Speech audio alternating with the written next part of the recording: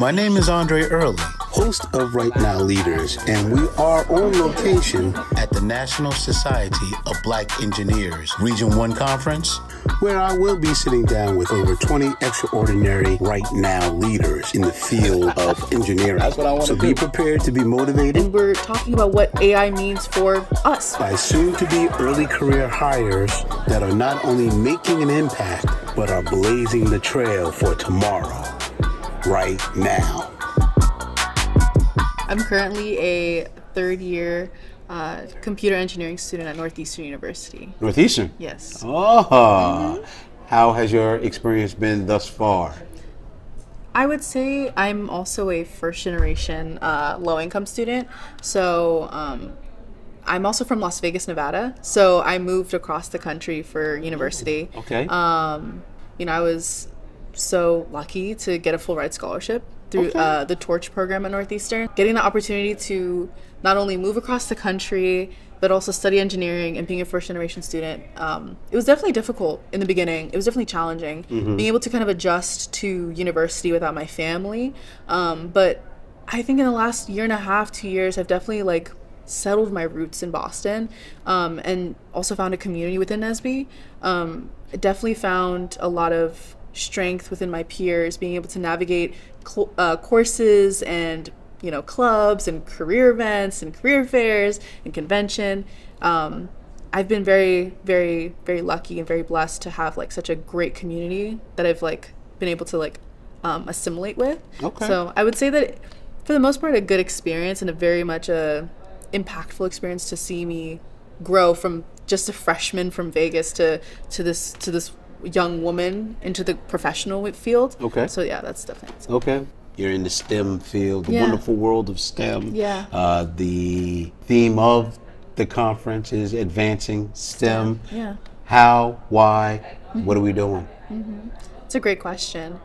Well, the reason that I joined engineering was definitely because I am a very curious individual.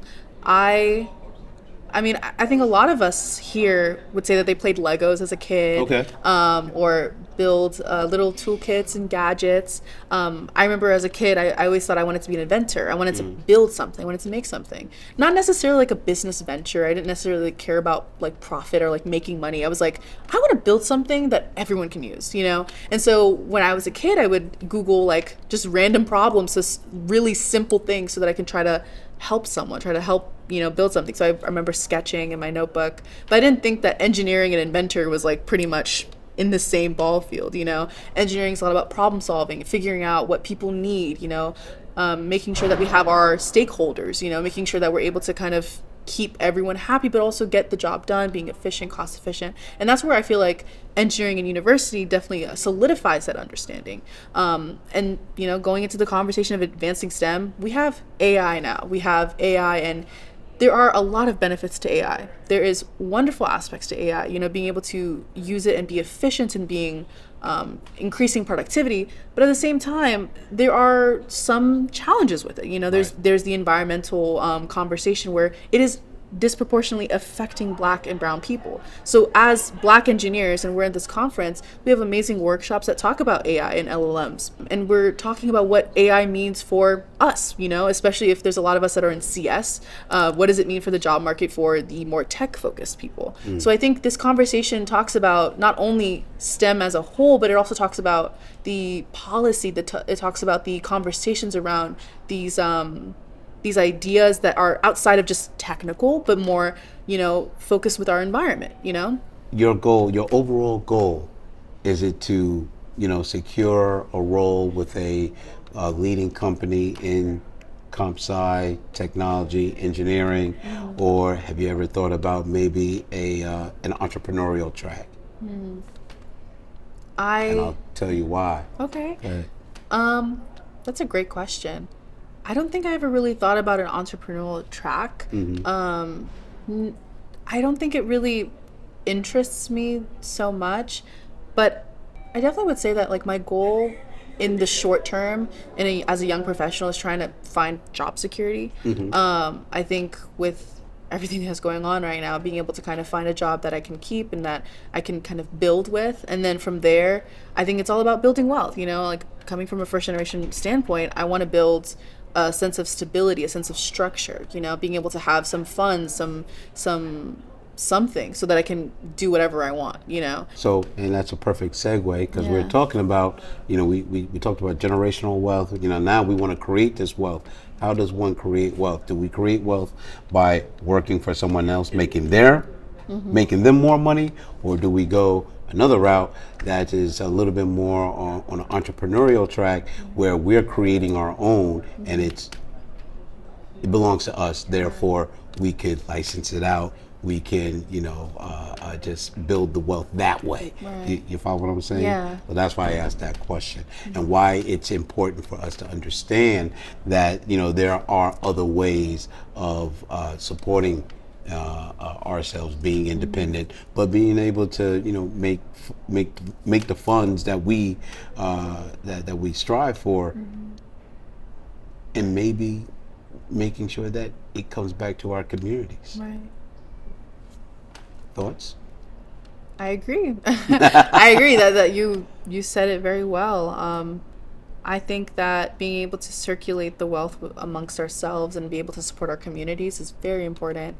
And I think a conversation that's in the same category, but some people wouldn't really necessarily see that same connection, is that a lot of people in my courses, in my classes, I sometimes feel like I'm behind, and at first it was the imposter syndrome, first thinking that I didn't belong there, first thinking that I didn't deserve it.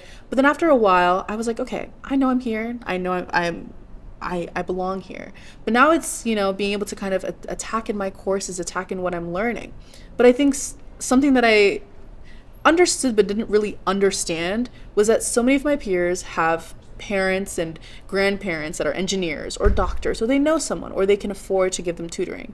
And that's where I feel like there's that deeper gap of, yeah, I'm first generation. Yes, I'm first generation low income, but there's that gap about trying to help students, especially at NSBE. We talk about PCI and we talk about pre-collegiate and NSBE junior, but making sure that we attain, we address a lot of these issues that affect our communities that are outside of engineering, but people need basic needs, being able to have housing and food and access to good education. And I believe when it comes to having those as a foundation and then building on top of that will help students be more likely to go into STEM. Because I feel like a lot of the stories that I hear from students that are PCI, at least in Boston, like they would have to take buses to go to a school to get an education in STEM. Right. And it's like, why do we have to have so many different routes and so many burdens for young Black students to be in STEM? And so, at least right now, I understand trying to connect that gap with young professionals and in collegiate students to get into STEM and have these career opportunities. But I agree, like there also is that sense of giving back, and that's why I love PCI. That's why I love Torch. I love the idea of, in our mission statement, it literally says to positively impact the community, and being able to kind of close that gap of like, yes, we want all the Arduino kits and all the Vex robots, but we also want to make sure that they have a good place to sleep, having sure they have food, because it's hard for someone to go into STEM if they don't have a consistent, stable lifestyle, And so I think then when they understand, it's like a whole thing about, their lifestyle and like having that structure when they come into college, then it's like, okay, now I have this foundation. What about for me? What if I can build my own business and being able to kind of have that entrepreneurial track? And I feel like that is another level, because I feel like a lot of people, and especially the business students in my university, it's like their father is a consultant, or their mother is a consultant, or their families, they know people, so it's already built for them. So I really like what you're doing, and I think it's really cool that being able to kind of build your network and knowing that you can do it yourself, I think is very inspirational.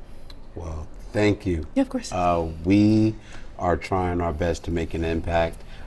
We do realize that there is a need, and even in these trying times, with everything that is going on outside of our control, we honestly believe this is the perfect time for us to come together so we can uplift as one. Right. And that's what we're not trying.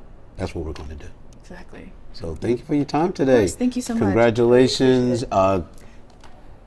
I see a bright future. Thank you. I've seen so much this weekend. Yeah. It's just been, I'm like, okay, now we have to go back and say, okay, then we need to address this and this, and then we have to, have a nice little pitch so we can show up at the annual conference in March, so we can actually really come up with a great game plan to say, you know what, this is what we need to do to move forward as a people.